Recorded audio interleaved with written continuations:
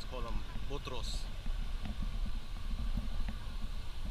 Would you ever think a religion from our land would convert one of the largest religions on the face of this planet?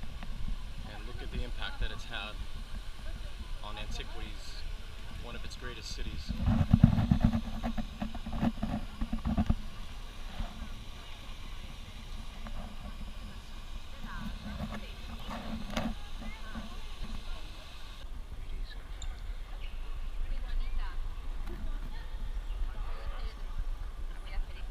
This is the largest basilica or a church in the world. It can fit over 60,000 people.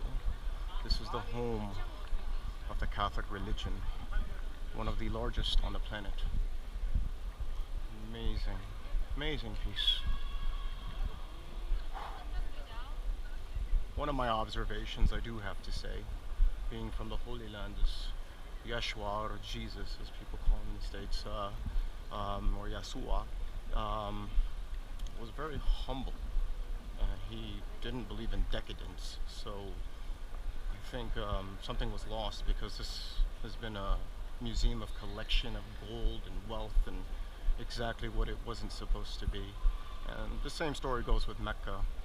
For the Muslim religion, the Prophet Muhammad ﷺ also was very humble and simple. He was an orphan, and what this Saud family is currently doing with Mecca is antithesis to everything that he believed the city should be. So it's funny, people in power change exactly the message that the prophets would convey. So interesting.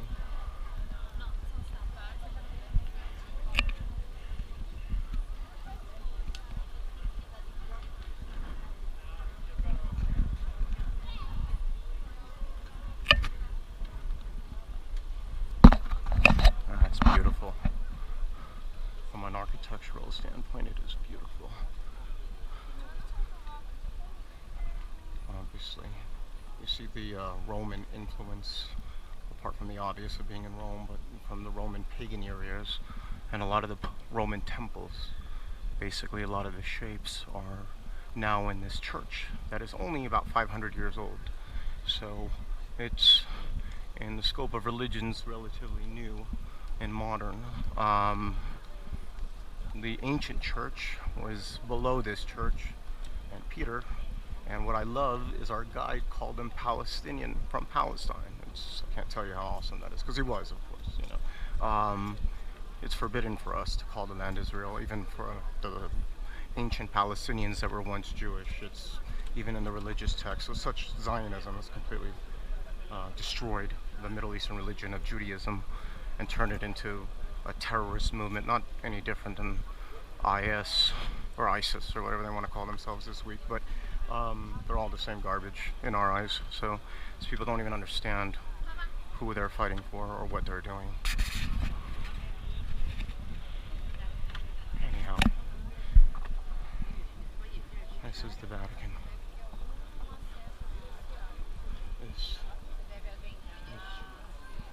is nice. It's a huge contrast from Palestine. The old ancient churches.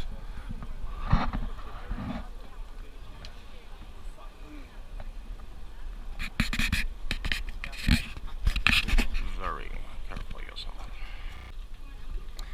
So there's paintings everywhere. The Sistine Chapel is a relatively small chapel. We're not allowed to take pictures there. And Michelangelo painted in just such a beautiful manner. Very much like what you see here, but just a little bit more detail, which is just breathtaking. And the banner that these painters painted is interesting. They used projection. They used mirrors. They basically drew their pictures on regular pieces of paper, as we would see today, and poked holes in them, and then put mirrors, and it would project the image onto the roof, and then they essentially traced what they drew and just filled it in. So quite outstanding. Just that's what mechanism they used to draw things in just fine detail. It wasn't purely freehand. So this is an amazing piece of architecture, no doubt. One of the largest domes on the planet.